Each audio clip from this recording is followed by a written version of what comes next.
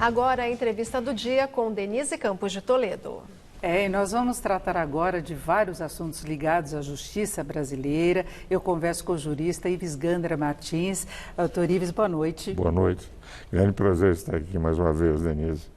São tantos temas envolvendo a justiça, claro, suspeitas, investigações, decisões polêmicas. Eu queria começar falando sobre a aprovação pela Câmara dos Deputados de ontem, com muita rapidez, da lei que configura o crime de abuso de autoridade.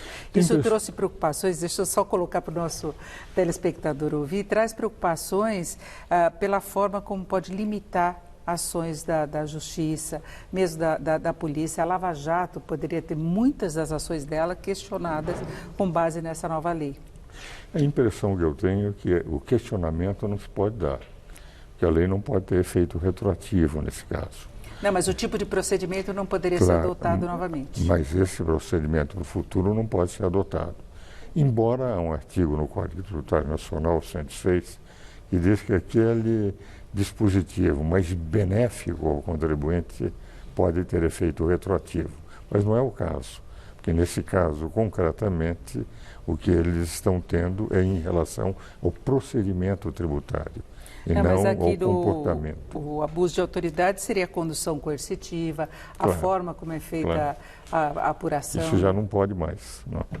Mas a sensação que eu tenho é que essa lei é importante no Brasil. Porque o que ocorre? Lava Jato foi excepcional, porque permitiu que nós tivéssemos um divisor de águas em relação aos contribuintes, em relação aos cidadãos, em relação à corrupção que havia no Brasil. Mas houve abuso. Eu mesmo publiquei um livro com os melhores penalistas do Brasil sobre o direito de defesa. E exatamente para evitar esses abusos no futuro, é que foi aprovada uma lei que vem correndo no Congresso Nacional há muitos anos e que agora se decidiu aprovar, dando um limite. Ótimo que se combata a corrupção, mas dentro da lei, sem que se violente o que está na legislação e que o cidadão tenha garantias, porque nós tivemos uma vulgarização de prisões provisórias e uma vulgarização das prisões preventivas. Então, eu acho que é importante isso, Denise, que se continue nesse combate que é importante para a cidadania, mas nós mantenhamos dentro da lei o papel de qualquer uma das autoridades, no sentido de que não podem violentar provas ilícitas, etc. Não podem ser obtidas quando a legislação proíbe que se obtenha provas de uma forma que não está dentro da lei. Então, agora, Ives, nós temos a aprovação dessa lei de abuso de autoridade. Nós tivemos o vazamento de conversas, supostas conversas dos procuradores, e agora Deltan Dallagnol, que é um dos principais envolvidos na Operação Lava Jato, passando por investigações. Nós tivemos a decisão do ministro Dias Toffoli de não permitir que as investigações que não têm autorização prévia da Justiça com o uso de dados do COAF e da Receita Federal. Então, são várias ações, medidas e procedimentos que, na verdade, contrariam tudo que a Lava Jato vinha fazendo. O senhor não acha que isso pode interromper um processo? Eu acho que não. Primeiro, em relação ao COAF, isso é proibido pelo Código Tributário Nacional, a disponibilidade, a compartilhamento sem autorização judicial. O que tem que fazer é pedir autorização judicial. Pedindo autorização judicial, pode-se compartilhar qualquer informação. O que estavam obtendo era sem autorização judicial, entendendo que o simples fato de se lançar, eles poderiam obter qualquer tipo de informação da Receita, o que não é possível pelo artigo 198. Por outro lado, a decisão do presidente Toffoli foi uma decisão absolutamente correta, porque o que ele disse é o seguinte: autoridades que estão com foro privilegiado, elas têm que ser examinadas pelos juízes competentes. Por exemplo, o Procurador-Geral da República pode pedir a um ministro supremo e daí se poderia compartilhar. Então, o que ocorre é que se eliminou a possibilidade de, sem autorização judicial, que era a jurisprudência pacífica do Supremo, sem autorização judicial, pretender obter provas que não seriam possíveis senão com autorização judicial. Agora, o senhor acha, por exemplo, que o procurador Deltan Dallagnol, ele passou do que seria o limite Veja legal? o seguinte, nas conversas que foram veiculadas, foi um comportamento inadequado, mas nenhuma prova colocada nos autos dos processos que o Dallagnol participou foram provas ilícitas. O fato de ele ter tido conversas com o juiz Sérgio Moro, é evidente que os advogados não tiveram o mesmo tratamento que teve os membros do Ministério Público. Mas as decisões que foram tomadas pelo juiz Sérgio Moro eram decisões, e por outros magistrados, foram decisões com base em provas materiais que foram obtidas, essas provas, legitimamente. E houve total liberdade, total amplidão de defesa por parte dos advogados. Foi um tratamento inadequado. Não deveria ter tido aquelas ligações, aquelas conversas. E, evidentemente, não poderia ter pedido investigação de ministros do Supremo que não estão à sua competência. Mas os casos em que ele participou dificilmente serão anulados, porque foram decididos não na base dessas conversas, foram decididos na base de provas materiais e testemunhais. O senhor acha que caberia alguma punição a ele?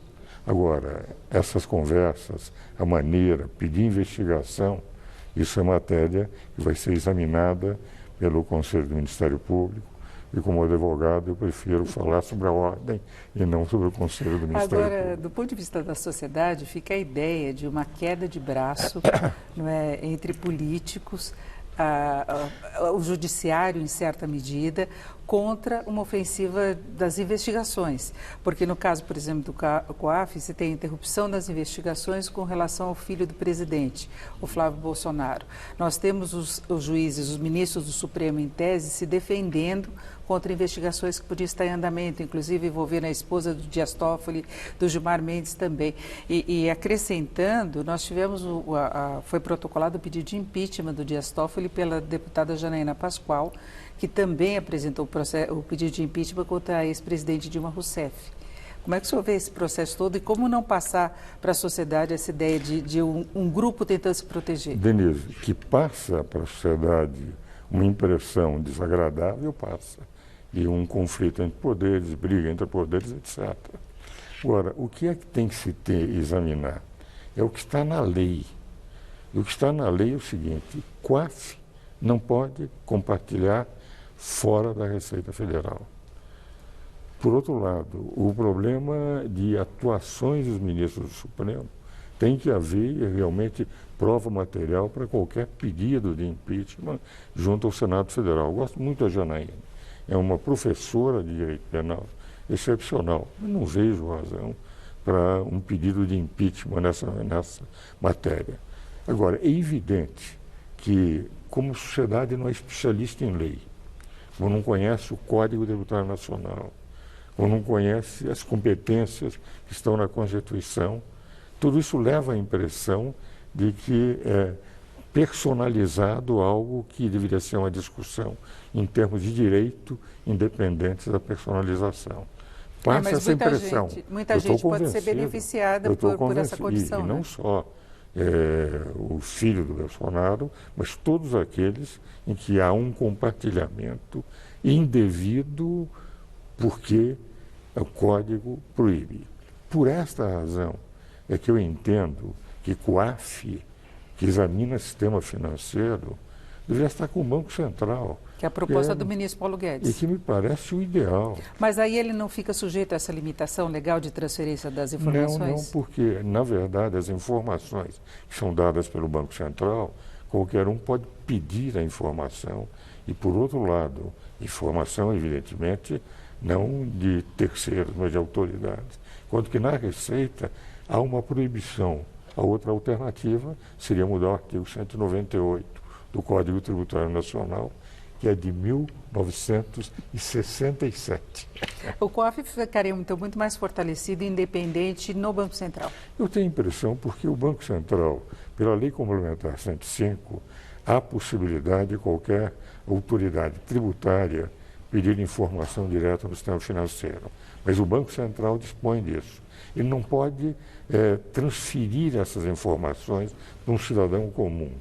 Mas é evidente, as autoridades não veria um problema maior de poder obter informações. Mesmo assim, o dispositivo que viesse transferir deveria expressamente permitir que autoridades como o Ministério Público ou polícia, etc., pudessem, dentro de investigações, dentro da lei.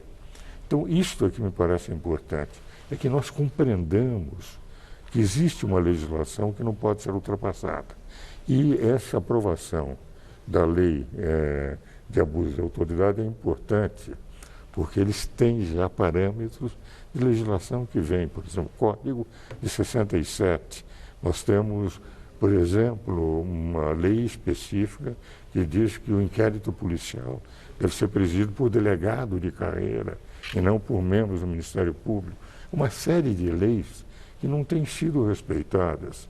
Por quê? Porque normalmente o que o Ministério Público fazia era informar a imprensa dava uma espécie de proteção a todo aquele combate à corrupção. Basta que as 10 propostas que o Ministério Público mandou para o Congresso Nacional, as 10 propostas para combater a corrupção, falavam inclusive em prova ilícita. Então, mas a Lava Jato não teria chegado onde chegou sem usar esses instrumentos todos? Eu não sei. Com a rapidez com que conseguiu pegar muita coisa? Talvez não com a rapidez, mas eu não sei se chegaria, porque todas as provas, se pretender obter uma prova, e se a pessoa, se o membro do Ministério Público for a um juiz, eu duvido que os juízes não autorizem. O que se tem que fazer exclusivamente é fazer com que um poder neutro, que é o poder judiciário, autorize permanentemente determinadas quebras. Em relação a informações que são sigilosas, entende? Já há jurisprudência pacífica do Supremo, que isso pode ser quebrado com autorização judicial. É só ir até um juiz. Agora, antes de fecharmos, como o Supremo pode recuperar a credibilidade que tem ou deveria ter junto à população da forma como ele é visto hoje? Eu quero dizer o seguinte, eu tenho uma grande admiração por todos os ministros do Supremo, mas de qualquer maneira nós tivemos nos últimos anos um ativismo judicial que fez com que o Supremo passasse a interferir no Legislativo e no Executivo. E hoje o Supremo sofre um pouco da instabilidade que ele mesmo criou.